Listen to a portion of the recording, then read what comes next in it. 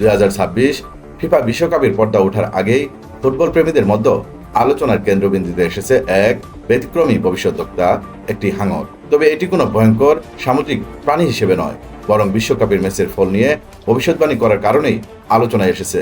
ব্রাজিলের Rio de জেনেইরোর একটি অ্যাকোরিয়ামে থাকা এই হাঙরের নাম রেটিনিয়া। বিশ্বকাপে ব্রাজিলের প্রথম ম্যাচ নিয়ে ইতিমধ্যেই নিজের পছন্দ জানিয়ে দিয়েছে সে। বুধবার বিশেষ এক আয়োজনের মাধ্যমে ব্রাজিল ও মরক্কোর মধ্যকার ম্যাচের সম্ভাব্য ফল অনুমান করার চেষ্টা করা হয়। এ সময় হাঙরটির সামনে দুই দলের প্রতীক সংবলিত দুটি বিকল্প রাখা হয়। কিছুক্ষণ পর্যবেক্ষণের পর রেটিনিয়া ব্রাজিলের প্রতীকটি বেছে নেয়। আয়োজকদের দাবি এটি ব্রাজিলের জয়ের ইঙ্গিত বহন করছে। অবশ্য প্রাণীদের মাধ্যমে ম্যাচের ফল অনুমানের ঘটনা ফুটবল বিশ্বে নতুন নয়। 2010 বিশ্বকাপে জার্মানির বিখ্যাত অক্টোপাস বল একের পর এক ম্যাচের ফল সঠিকভাবে অনুমান করে বিশ্বজুড়ে ব্যাপক সাড়া ফেলেছিল।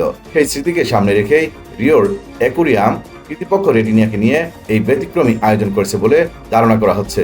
আগামী 13 জুন মরক্কোর বিপক্ষে ম্যাচ দিয়ে বিশ্বকাপ অভিযান শুরু করবে 5 বারের বিশ্ব চ্যাম্পিয়ন ব্রাজিল। সাম্প্রতিক বছরগুলোতে মরক্কোর ধারাবাহিক উন্নতি এবং বড় টুর্নামেন্টকে চমক দেখানোর সক্ষমতার কারণে ম্যাচটি ঘিরে উত্তেজনা রয়েছে তুঙ্গে। তবে শেষ পর্যন্ত রেটিনিয়ার ভবিষ্যৎবাণী কতটা সত্যি হবে তার উত্তর মিলবে মাঠের খেলাতেই।